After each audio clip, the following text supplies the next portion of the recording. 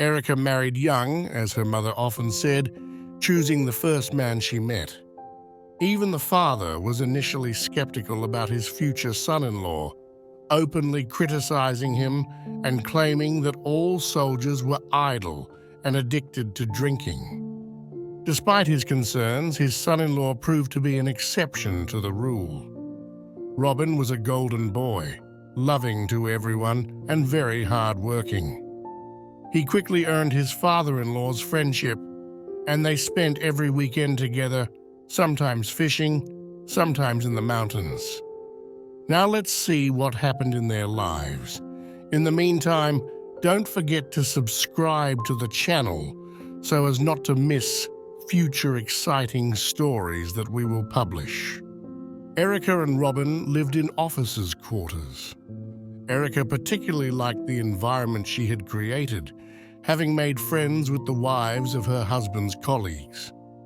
Everyone knew everything about everyone, and the evenings were spent happily dancing, singing and playing the guitar, celebrating children's birthdays, and even the announcement of new pregnancies, an event that one day happened to Erica.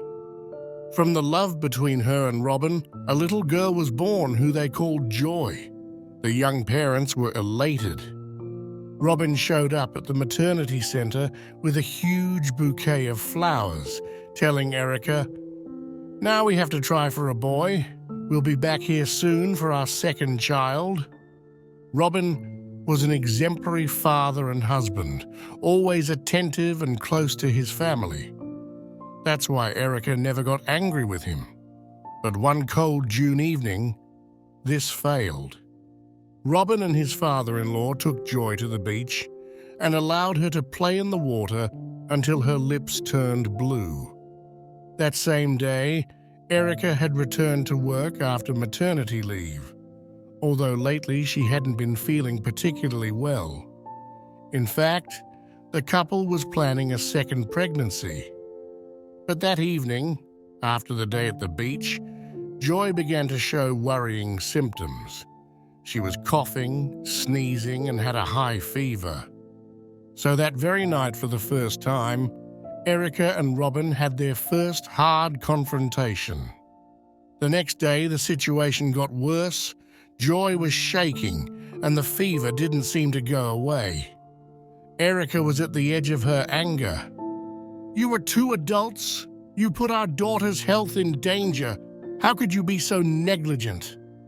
"Please don't be so harsh," Robin protested. But Erica was really angry. "It seems like you don't listen to me. But let's forget it. Now, the important thing is only the child's health. Now go to the pharmacy to buy the necessary medicines. I'll stay here with her." "Okay," he replied, and left, slamming the door, without even saying goodbye to his wife and daughter. That day was the saddest of their union. Erica and Robin avoided speaking to each other. Silence prevailed in that house throughout the day. But what was about to happen was the beginning of a true nightmare. Erica's life changed forever that night. If you liked the video, it would be kind of you to leave a like. And don't forget to subscribe to the channel. Thank you. A fire broke out in the building adjacent to theirs on the second floor.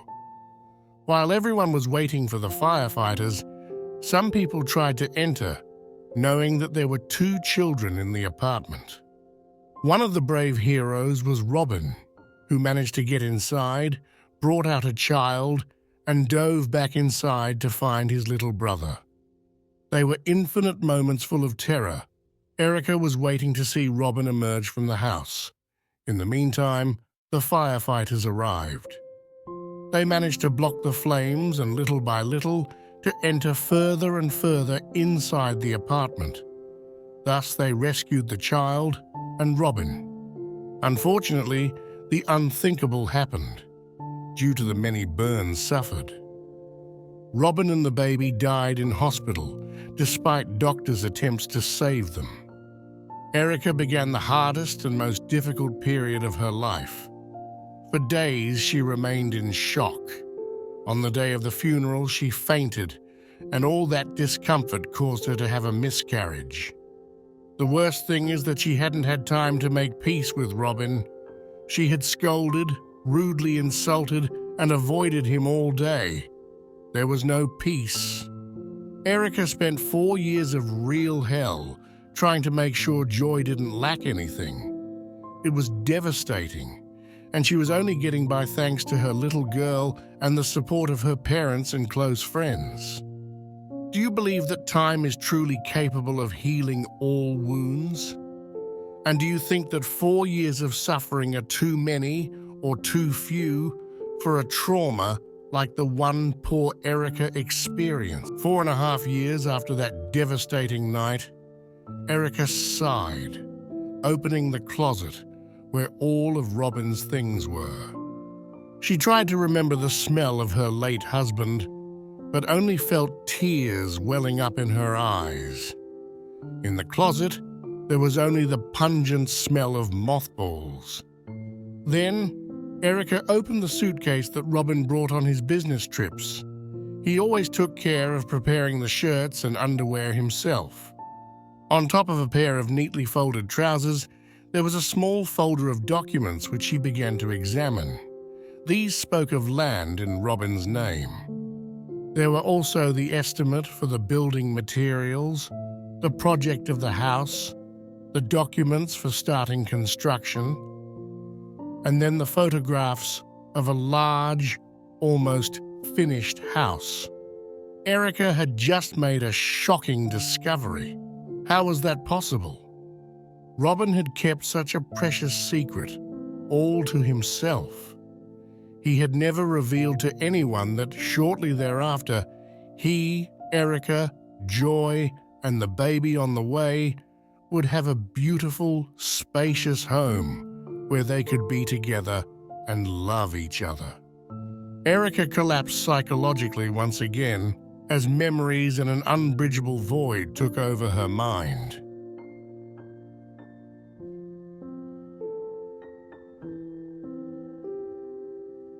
Another 6 months passed, and finally, Erica, with the help of her parents and friends, had decided to complete what Robin had started, and she did it exactly the way he wanted to do it. The house was finished and ready by August. Given its size, Erica decided to move there with Joy and her parents. And you? Have you ever experienced an event that devastated your life? And how did you find the strength to overcome it?